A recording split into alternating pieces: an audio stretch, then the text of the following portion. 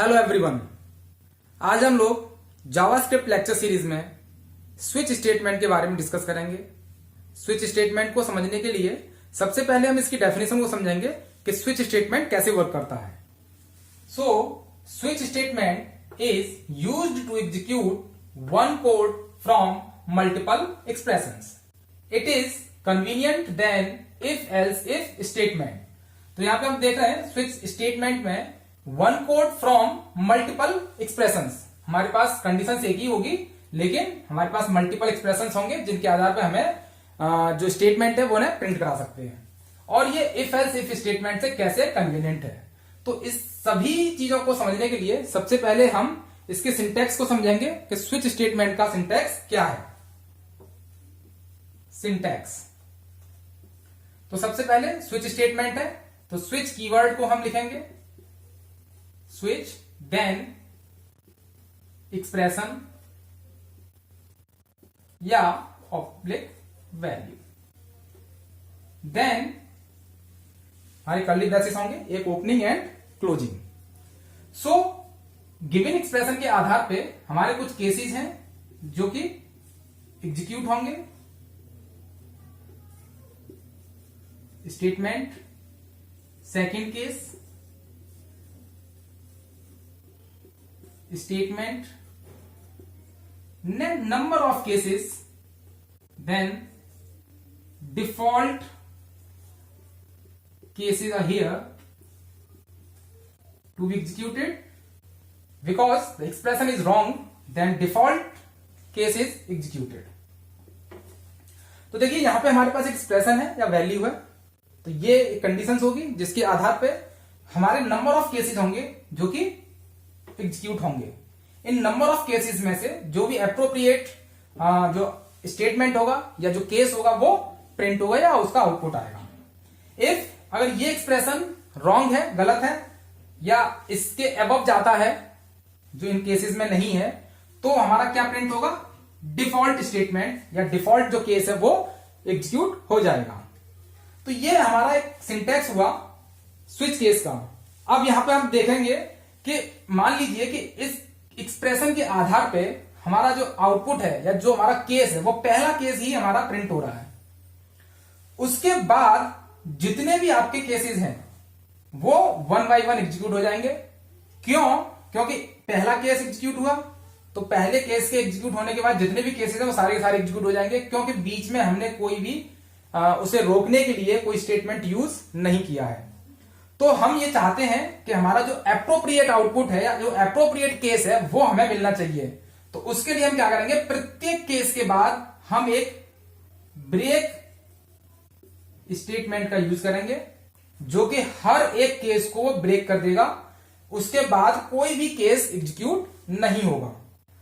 Okay, जैसे मान लीजिए पहला केस था, हमने यहां पे ब्रेक नहीं लगाया, पहला केस आउटपुट के तौर पे आया, हमें मिला, एग्जीक्यूट होता है। तो उसके बाद मान लीजिए केस 2, केस 3, केस 4 दिए हुए हैं, तो सारे के सारे एग्जीक्यूट कर जाएंगे।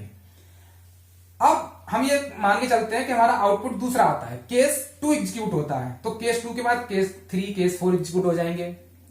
क्यों? क्योंकि हमने कोई ब्रेक स्टेटमेंट यूज नहीं किया है। सो हम क्या करेंगे, प्रत्येक केस के बाद एक ब्रेक स्टेटमेंट का यहां पे यूज करेंगे जो कि हर एक स्टेटमेंट पे हर एक केस को वो क्या करेगा, ब्रेक करेगा। उसके बाद ही अगले केस पे वो जाएगा। तो जो भी हमारा एप्रोप्रिएट केस होगा केवल और केवल वही एग्जीक्यूट होगा, उसके बाद कोई भी केस एग्जीक्यूट नहीं होगा। इस गिवन एक्सप्रेशन के आधार पे अगर इन केसेस में उसका एप्रोप्रिएट केस नहीं उसे मिल पाता है तो वो डिफॉल्ट में चला जाएगा। डिफॉल्ट केस में जो भी स्टेटमेंट होगा वो एग्जीक्यूट होगा। अब यहां पे हमने लेवल लिया हुआ है। ये लेवल क्या हो सकता है, लेवल कैन बी एक्सप्रेशन हो सकते हैं कि यहां पे हमने जो भी एक्सप्रेशन यूज किया है वो एज इट इज हम यहां पे यूज कर सकते हैं। उस एक्सप्रेशन को इंटीजर वैल्यू ले सकते हैं हम या कैरेक्टर वैल्यू ले सकते हैं। इसके अलावा हम जैसे फ्लोट होती है तो फ्लोट को हम यहां पे नहीं लेंगे, बिकॉज ऑफ हम ये जानते हैं कि हमारा जो लेवल होगा वो इस एक्सप्रेशन के आधार पे होगा। इस एक्सप्रेशन में जो भी आपका एप्रोप्रिएट इंटीजर या कैरेक्टर जो वैल्यू हम यहां पे ले रहे हैं वो यहां पे हम उसे यूज कर सकते हैं as a expression as a integer, as a character. तो ये था हमारा स्विच स्टेटमेंट का सिंटेक्स। अब मैंने आपसे कहा था कि इफ एल्स इफ स्टेटमेंट से कैसे बेटर है स्विच स्टेटमेंट, तो वो भी देख लेते हैं हम यहां पे। तो देखिए, हम इफ एल्स इफ स्टेटमेंट में हमारे पास नंबर ऑफ कंडीशंस होती हैं, लाइक कुछ इस प्रकार से यहां पे कंडीशंस हो गई, देन यहां पे स्टेटमेंट हो गया। अगर ये कंडीशन रॉन्ग है तो एल्स में चला जाएगा। यहां पे एक और इफ है, हमने यहां पे एक और कंडीशन दी, फिर यहां पे स्टेटमेंट आएगा, देन एल्स। कुछ इस तरीके से हमारा इफ एल्स इफ स्टेटमेंट होता है। तो ये कंडीशन सही है तो ये स्टेटमेंट एग्जीक्यूट होगा, ये कंडीशन रॉन्ग है तो वो एल्स में चला जाएगा। एल्स में फिर एक और कंडीशन है, तो यहां पे कंडीशन अगर ये ट्रू होती है तो देन ये स्टेटमेंट प्रिंट होगा, अगर रॉन्ग होती है तो एल्स स्टेटमेंट में वो मूव कर जाएगा। तो यहां पे हमारे पास नंबर ऑफ कंडीशंस हैं, उस नंबर ऑफ कंडीशंस के आधार पर हम अपने स्टेटमेंट्स को प्रिंट या एग्जीक्यूट करा रहे हैं। बट स्विच केस में क्या है, हमारे पास ओनली एक ही एक्सप्रेशन होता है, या कह लीजिए हमारे पास एक ही कंडीशन होती है। उस कंडीशंस के आधार पे हम नंबर ऑफ केसेस को या नंबर ऑफ जो एक्सप्रेशन है उनको हम यहां पे एग्जीक्यूट करा सकते हैं। अगर ये एक्सप्रेशन इनमें से कोई इन केसेस में नहीं दिया हुआ है या इन केसेस में कोई एप्रोप्रिएट केस नहीं है तो वो डिफॉल्ट केस में जाएगा। जैसे कि हम यहां पे करते हैं कि जो ये हमारा कंडीशन है वो रॉन्ग होने पे एल्स स्टेटमेंट में चला जाता है। उसी प्रकार से इस एक्सप्रेशन के आधार पे इनमें वो केस नहीं है तो वो डिफॉल्ट केस में चला जाएगा। तो ये एक बेसिक सा डिफरेंस है इफ एल्स में और स्विच स्टेटमेंट में।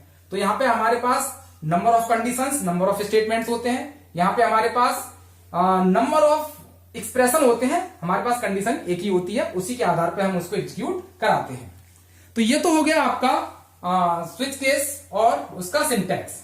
अब हम इस सिंटैक्स को जो हमने भी समझा है स्विच स्टेटमेंट का, इसको देखेंगे अपने प्रोग्राम के माध्यम से कि ये कैसे वर्क करता है।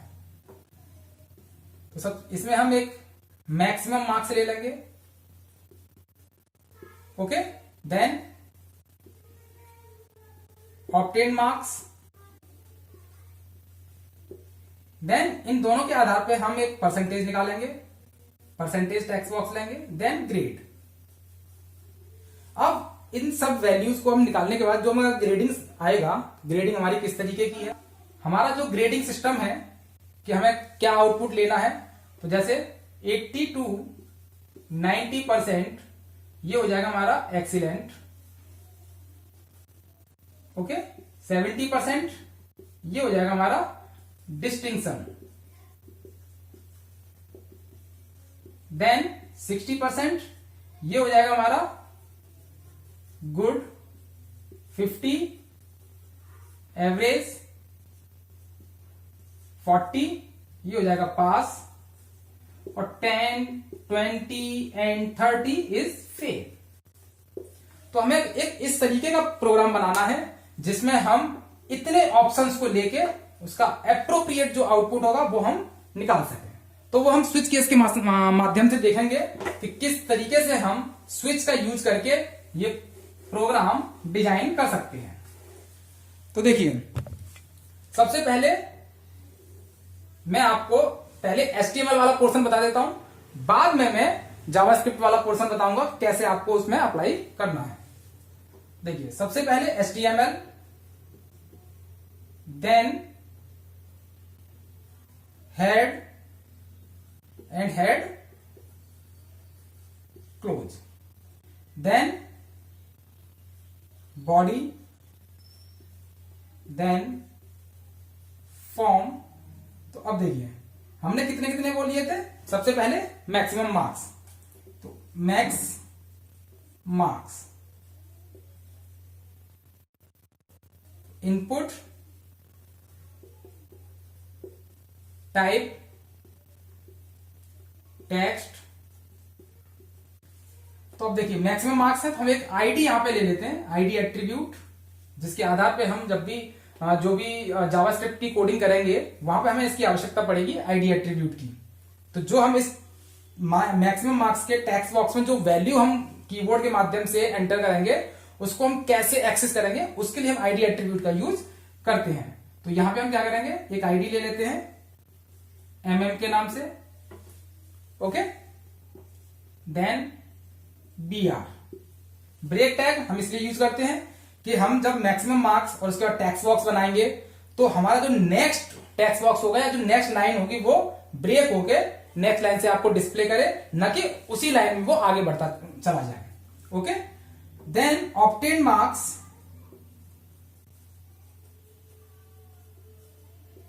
Same input type text ID obtain marks OM हमने ले लिया, देन BR। अब हम यहां पे क्या करेंगे, बटन का यूज करेंगे जो कि इसके परसेंटेज को वो कैलकुलेट करेगा। तो button, okay, type button, clear. Then हम क्या करेंगे, उस बटन पे क्लिक करेंगे तो एक ऑन क्लिक इवेंट होता है, ऑन क्लिक PG, एक हमने फंक्शन लिया PG। देन सबमिट, उसके बाद बटन क्लोज, फिर उसके बाद हम एक ब्रेक टैग और ले लेंगे यहां पे उसको ब्रेक करने के लिए। After that percentage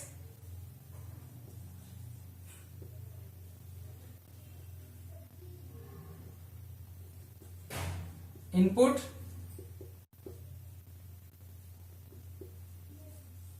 type text, same ID हम यहां पे लेंगे एक एट्रीब्यूट जिसका हम नाम ले लेते हैं PERC,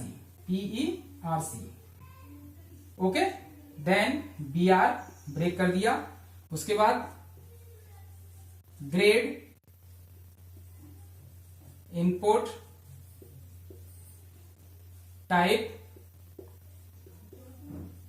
टेक्स्ट आईडी हमने ले ली यहां पे ग्रेड, देन BR, ओके। इतनी चीज हमने ले ली जो कि हमारे ब्राउजर की स्क्रीन पे हमें फॉर्म के रूप में क्या होगा, डिस्प्ले होगा। तो हम यहां पे फॉर्म को क्लोज कर दें, then body, then HTML।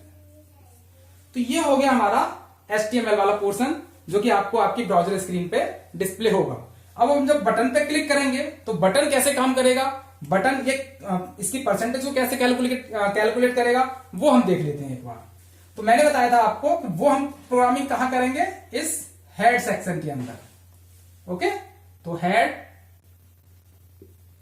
Then script. तो अब यहां पे क्या करेंगे, फंक्शन डिजाइन करेंगे जो कि हमने यहां पे ऑन क्लिक में ये PG जो फंक्शन हमने डिफाइन किया यहां पे, इस फंक्शन को हम यहां बनाएंगे PG। तो अब देखिए ये दोनों वैल्यू मैक्सिमम मार्क्स और ऑब्टेन मार्क्स, इन दोनों की वैल्यू को हम कैलकुलेट करेंगे। तो कैलकुलेट करने के बाद उसका परसेंटेज निकालेंगे। तो परसेंटेज यानी कि ये दोनों कैलकुलेट होके ये वैल्यू कहां आए, परसेंटेज टेक्स्ट बॉक्स के अंदर। तो हम क्या करेंगे यहां पे, document dot get element by ID.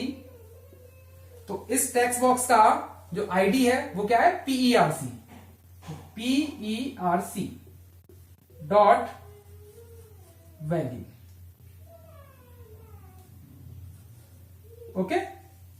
अब देखिए सेम जब इस टेक्स्ट बॉक्स में जो वैल्यू आनी है वो इन दोनों के कैलकुलेशन होने के बाद आएगी इसमें, करेक्ट। तो हम क्या करेंगे, अब इस टेक्स्ट बॉक्स के अंदर हमने जो कीबोर्ड से वैल्यू को एंटर किया है तो उस वैल्यू को हम इस आईडी एट्रीब्यूट के माध्यम से एक्सेस करेंगे। इसीलिए हमने यहां पे आईडी एट्रीब्यूट को यूज किया है, ओके। तो देखिए document dot get element by ID. तो इसका आईडी क्या नाम है, सॉरी ऑब्टेन मार्क्स ऊपर आएगा ना कुछ इस तरीके से, obtain marks upon maximum marks into 100। तो ऐसे परसेंटेज निकलती है।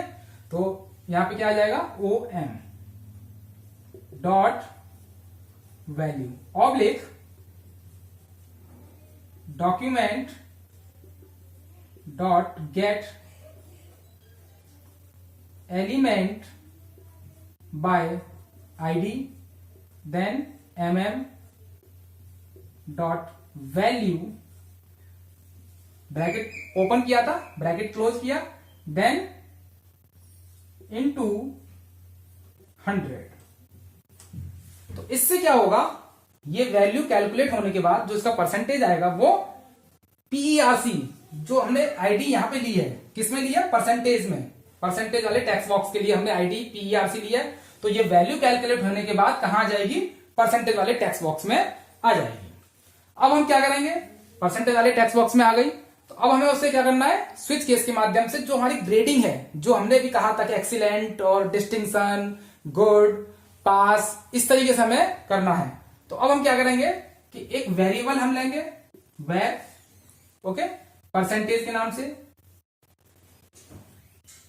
परसेंटेज।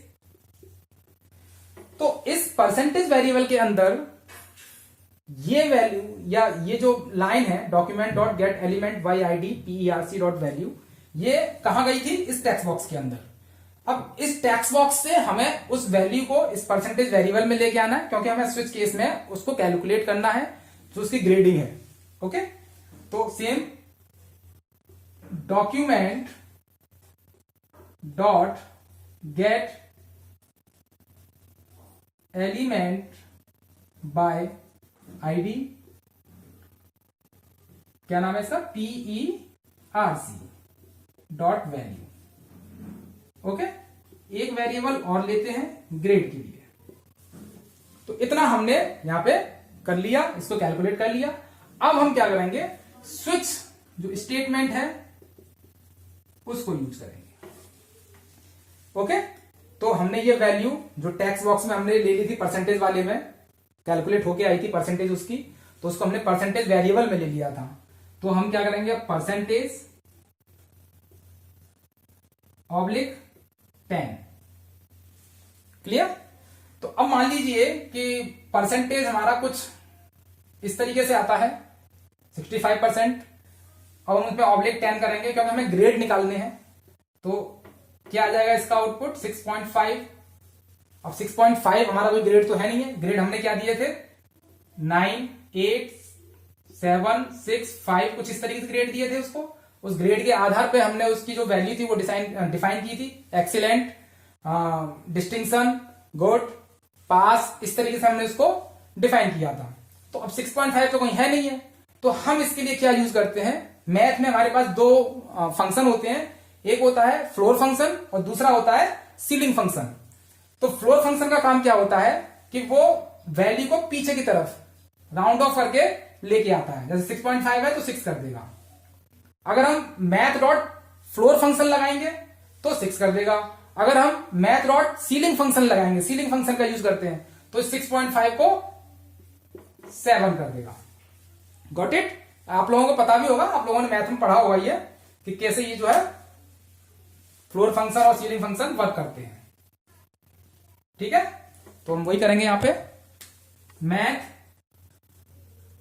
डॉट फ्लोर और इसको ब्रैकेट में बंद कर देंगे, math dot floor bracket percentage oblique 10। तो जो हमारा इसका आउटपुट आएगा उसको वो राउंड ऑफ वैल्यू में पीछे की तरफ कर देगा। 6.5 है तो 6 कर देगा, 7.3 है तो 7 कर देगा।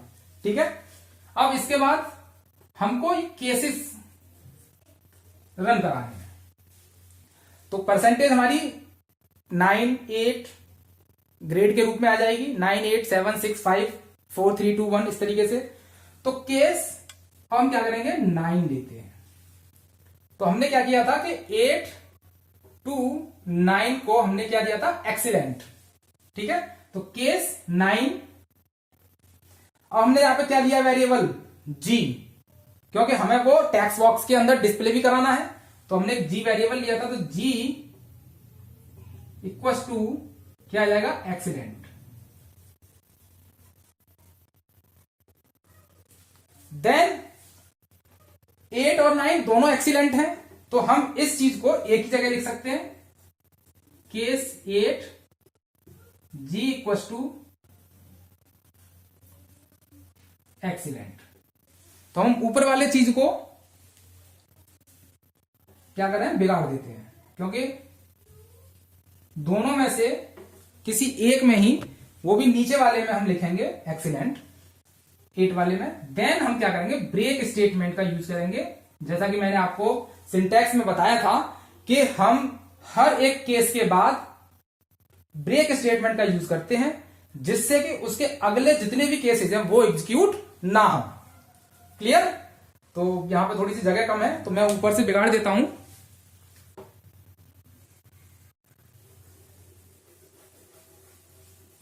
यहां से बिगाड़ देता हूं मैं। ओके,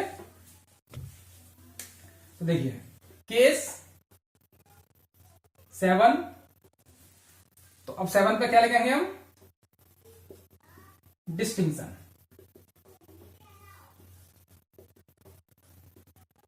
फिर वही ब्रेक, फिर केस 6, इसमें लिख देंगे हम गुड ब्रेक। देन केस 5, यहां पे लिख देंगे हम average, then break. Then case 4, यहां पे लिख देंगे हम पास, देन ब्रेक। इतने सारे केसेस लिखने के बाद आखिरी में हम 3 वैल्यूज के लिए हमने एक ही वैल्यूज को यूज किया है, तो उसके लिए हम क्या यूज कर लेंगे, अब डिफॉल्ट। क्या यूज कर लिया हमने, डिफॉल्ट। उसमें हम क्या कर दिया, फेल। क्लियर? देन उसके बाद हम इसको बंद कर देंगे। तो ये जो जी की वैल्यू है किसमें हमें लेनी है, टेक्स्ट बॉक्स के अंदर। तो अब हम क्या करेंगे, document dot get element by ID grade dot value equals to G, और कर्ली ब्रैसेस क्लोज कर दिया। क्लियर? तो जो ये हमने जी के अंदर, जी वेरिएबल के अंदर जो हमने ये डिस्टिंक्शन, गुड, एवरेज, फेल, पास हमने ये लिखा है, जो ग्रेडिंग हमने लिखी है, वो ग्रेडिंग कहां जाएगी, जी वेरिएबल में है।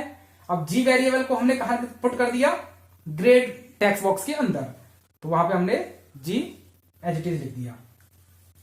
देन अब ये होल हमने जो प्रोग्राम बनाया है उसमें हमारे पास एक्सप्रेशन एक ही था, सॉरी कंडीशन हमारे पास एक ही थी कि हमें परसेंटेज निकाल के उसकी जो ग्रेडिंग है उसके आधार पे हमारे पास मल्टीपल एक्सप्रेशन है।